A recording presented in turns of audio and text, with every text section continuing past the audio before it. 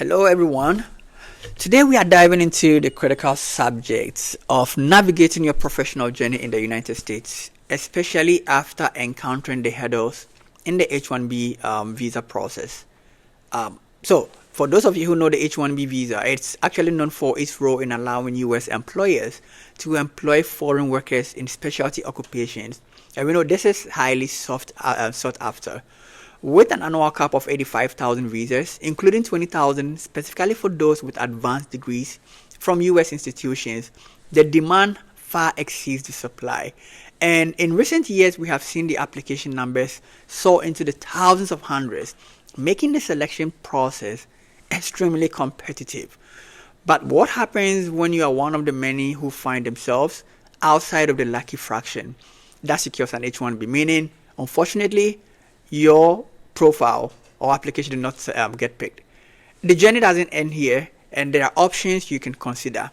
Let's explore this viable strategic path that can serve not just as backups but as potential gold mines for personal and professional growth. So this content is just for you, especially if this is your last chance of extending your stay in the US through H1B, or it may be an option for you if you don't fall into this category. Hey, better to be prepared and be proactive in immigration matters. Don't go anywhere. Stay tuned.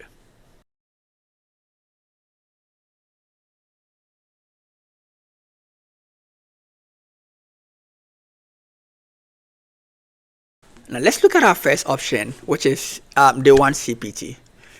This unique programs allow students to work in their field of study from the very first day of their program, provided they are enrolled in participating institutions. Now, that means that not all colleges in the United States offer the F-1 CPT programs, but it is an excellent way for those who wish to continue their education and also gain practical experience simultaneously. The beauty about these schools are that they are almost always enrolling. So I can say with 95% certainty that you would find a spot in their enrollment regardless of the season, whether spring, fall, whatever time you would find a spot to get yourself enrolled. The F-1 CPT can be a valuable option to continue your working education here in the United States, but it is essential to carefully consider the cost. It is quite expensive, and also the balance between work and school, and as well as compliance with immigration regulations to be able to make most of this opportunity. But most importantly, be sure your current employer accepts to work with employees on the F-1 CPT. Technically, it is a F1 visa, but with an option to work full-time, which basically you can work like maximum 40 hours a week or even more. But here's a caution, my friend. You have to do your due diligence in choosing the F-1 CPT school before enrolling. Of course, there will always be fake ones and genuine ones. Just make sure you do your homework well before enrolling in the F-1 CPT school. Another avenue is furthering your education. Pursuing higher degree can not only enhance your knowledge and skills, but can also open doors to new visa categories. So if you have bachelor's, consider going full-time to pursue your master's or PhD. If you have master's, PhD. If you have PhD, just find a specialized program to enroll in. The difference between this option and the F-1 CPT is agreeing to further your education is full-time. That means you'll be bound to work maximum 20 hours. Now, especially for those aiming for research or academic positions, this can lead to eligibility for other visa categories such as the EB-2 NIW or even like EB-1.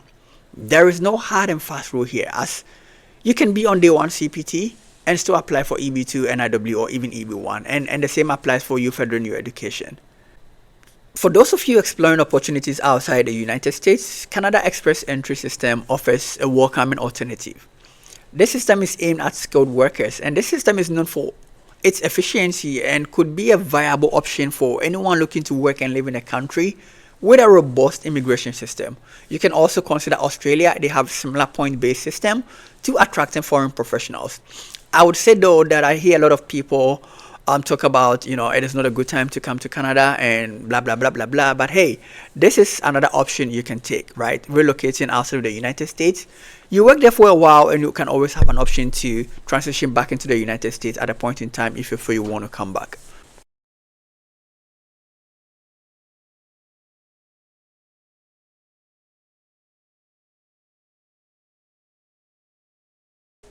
Another option you can also consider is seeking permanent residency through EB-2 NIW. And I can literally spend the whole day telling you about this option. To me, this option is the best for every international student or professional. Well, it can be argued considering the wait time for other nationals, but it's still the best, right? The option is literally taking your own immigration status into your own hands. Petition for a permanent residency by yourself. And oh, I'm forgetting to explain to you guys what EB-2 NIW is. Well, check out my content on this if you get a chance. I talk a lot about this anyways. But anyways, high level details for this option is EB-2 National Interest Waiver, which is NIW, is for professionals or students with advanced degree or exceptional ability in the sciences, the arts, or businesses who can show that their work is of national interest to the United States. This route does not require specific job offer or even like employer sponsorship, so making it very flexible option for many. Please watch my my other content to get more information on this visa category. But before you get excited, here is the catch. This process requires for you to be in status if you are in the US. This means before you consider this route, please consider your legal remaining time you have in the US. Are you thinking about asking me how many years do I need to be able to successfully petition for green card using this route? Well, this is really a tough one, my friend, to answer. Before I answer this question, understand that it takes some level of time to even put your documents together if you qualify to use this route. It takes time to put your petition together regardless of if you're doing it by yourself or you are using an immigration attorney. And it takes time to get approval. Obviously, there is premium processing, which gets your case approved assuming you have no request for evidence in at most 15 days. But finally, it takes time to also adjust your status, meaning by filing or petitioning for your green card. That alone at the moment is something else. So to answer your question today, I would say have at least 2 years just as a buffer. My answer may change next month though. Again, this is for professionals who they are done with school and are on OPT or working full time now, and they are being considered in the H1-B pool, but of course their cases did not get selected. My advice is to start this process now and make sure to keep in legal status. There is also the EB-1 visa I already mentioned with individuals with extraordinary abilities and for outstanding professors and researchers who have made significant contributions to their field, or they even hold higher positions in multinational companies.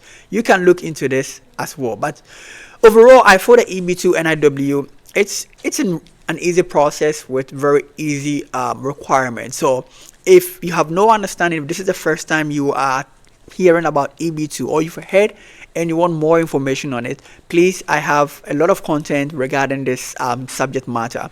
Watch the content and feel free to reach out to me with any questions you may have, or even on LinkedIn. I'm happy to answer and I'm most excited to talk more about this option. The last but not least option is company transfer. Consider the possibility of an internal company transfer. So if your current employer has offices in other countries, transferring to an international branch can provide continuity in your career and potentially open up avenues for returning to the US in future under different category. Of course, you may need the consent and approval of people in higher authorities to push this through to you, through for you. So if this is an option that is you think it's something you want to kind of take, please start the communication now with your manager or with your director, whoever is in charge of you, to see if there is a potential for you to move outside of the US, work for a while, and then move back in under a different visa category. In conclusion, why not securing an H1-B visa can be very disappointing. It's far from the end of the road. Each alternative we have discussed today holds the potential for growth, opportunity, and success in your professional and immigration journey. It's about finding a path that aligns with your personal and career aspirations and taking strategic steps towards your future. Smile, my friend, and good luck.